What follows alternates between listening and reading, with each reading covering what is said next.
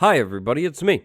As we know, famously, Minecraft 1.17 is the Caves and Cliffs update without any caves or cliffs. 1.18 is the final cave update, but the Caves and Cliffs features aren't finished. At least not all of the original features. In today's video, we'll be taking a look at every single cancelled or postponed Caves and Cliffs update feature. You know how it goes, you know how it goes. If you'd like better odds to not experience a sleep paralysis demon in your sleep tonight, then leave a like on this video. It should help a little bit. Also subscribe if you're new. There's videos every single day.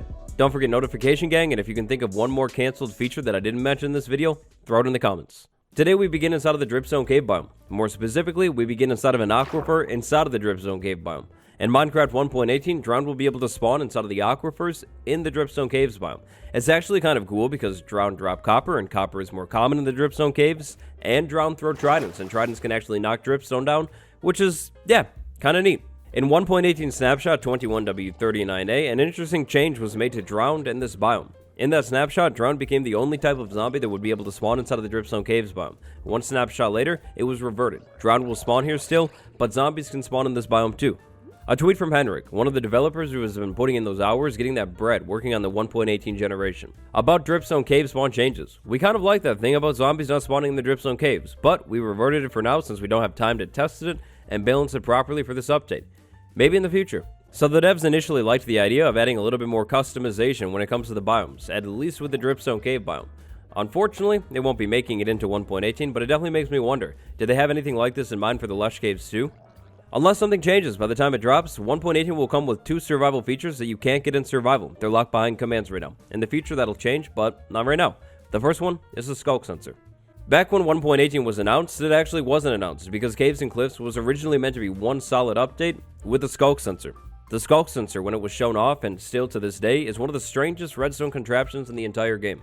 This thing is advanced, like crazy advanced. Obviously, it emits a redstone signal when it detects a vibration, which can of course power things, but we can actually sort this signal too with a comparator, so we can basically tell if it was like a jump, or if it was a block place or something like that. It's really cool. You could also use wool to cut off the signal detection, so you can move around and jump as much as you want, which is really cool, but the skulk sensor isn't finished. For sure not finished on Bedrock, maybe not finished on Java either. It'll come to the game in the 1.19 Wild update.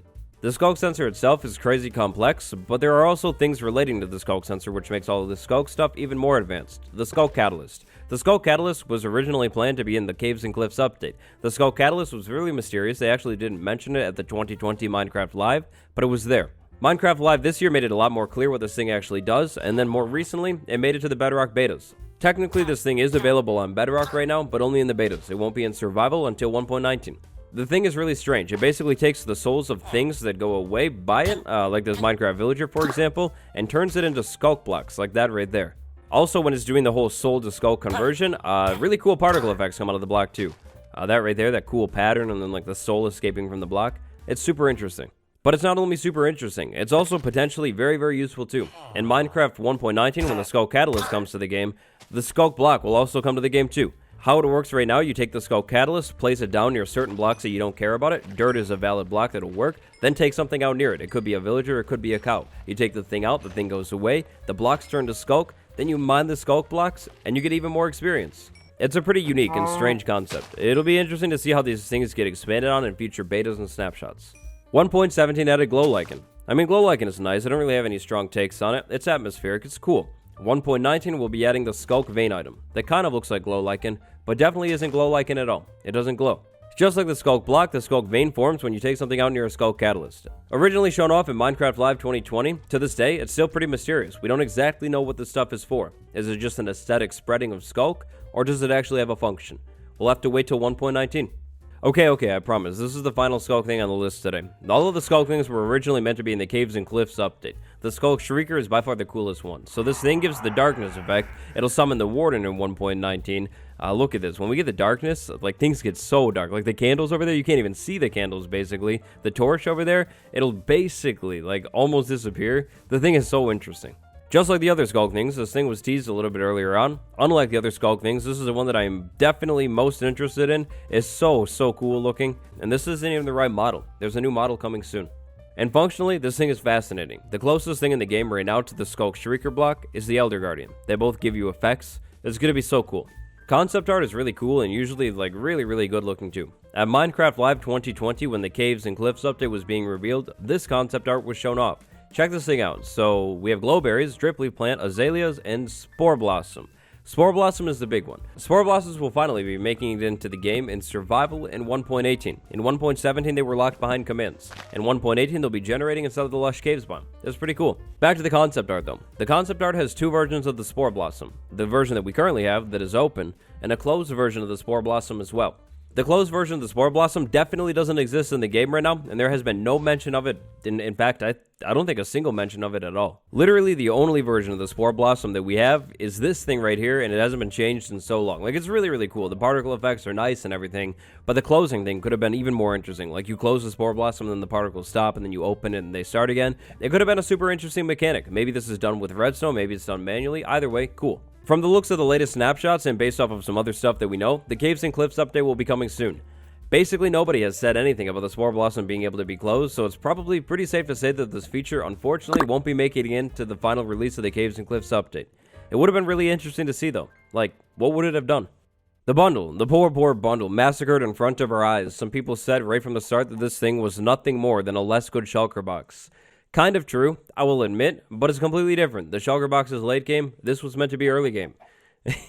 Early game if you could get it, of course. You need rabbit hide. Right now, the bundle is the second survival feature that is only accessible behind commands in the 1.18 update. This is a bundle right here. It's not on Bedrock Edition, and it probably won't be on Bedrock for a long time. Allegedly, they don't exactly know how to make controls work for this thing on Bedrock because, you know, an iPad, an Xbox, they're a little bit different than a computer for sure. Controls are different. The bundle had so much potential. I sincerely hope that the bundle has not been just forever abandoned.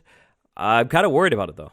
Like, I felt like from the start, a quarter of the community mercilessly massacred this thing, and I really hope, sincerely, that this thing hasn't been abandoned forever. Like, even if it only makes it to one version of the game. I know, version parity and all, yeah, I know. But, like, please, like, it was such a cool idea. I think it's so nice.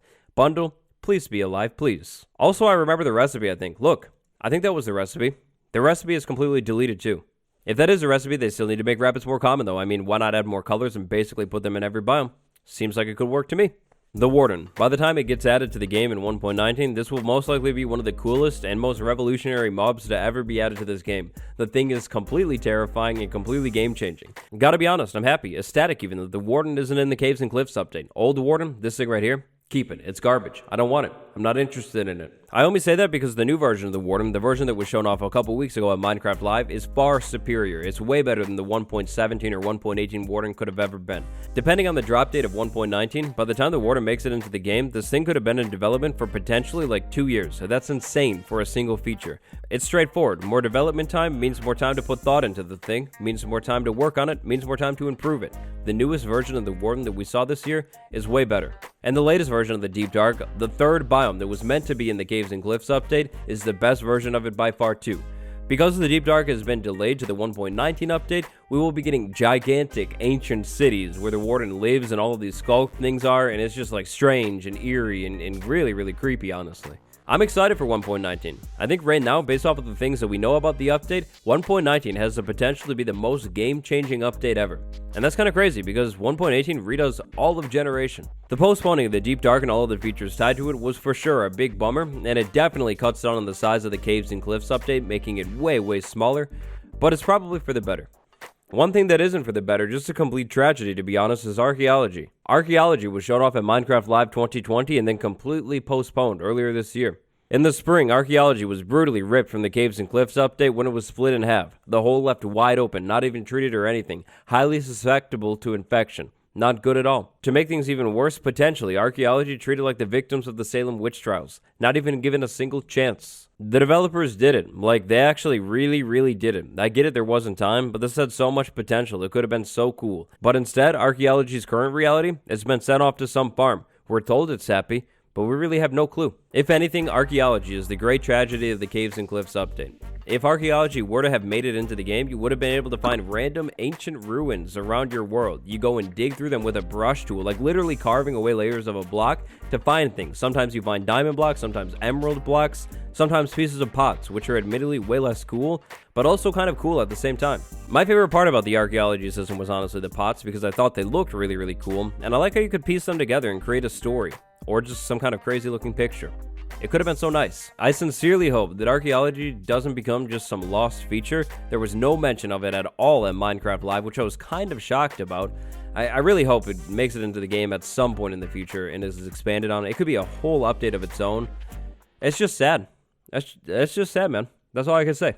1.18 will be changing everything. Rivers are rivers now, finally. Mountains are mountains. You know, everything changes. That's the point of the update.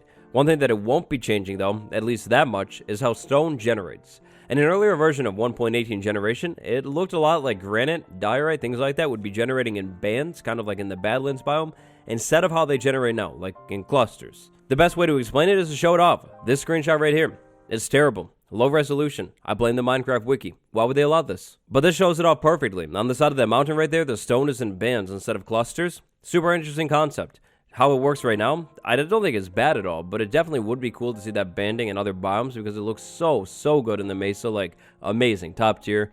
But it's not here, and it probably won't be. Okay, this is me coming back in while I was editing the video because I had a really cool idea. Imagine a mountain biome, kind of like the Stony Peaks, but it's like banded mountains. So take the stone in that singular biome and like band it, make stripes of it, just like in that picture. Oh my gosh, it would be so good looking. You could take all the stones too, tough, calcite, granite, diorite, even like all of them. It would look so good. Can somebody make this a data pack or something? The devs seem to be working on parity, polishing, and blending right now, which means big changes in 1.18, at least when it comes to generation, are probably done for. More big changes means even more work, means probably not going to happen, unfortunately. To be clear, to my knowledge, the banding of stone was never officially mentioned as a Caves and Cliffs feature though. When it was initially shown off, it could have just been weird generation or something.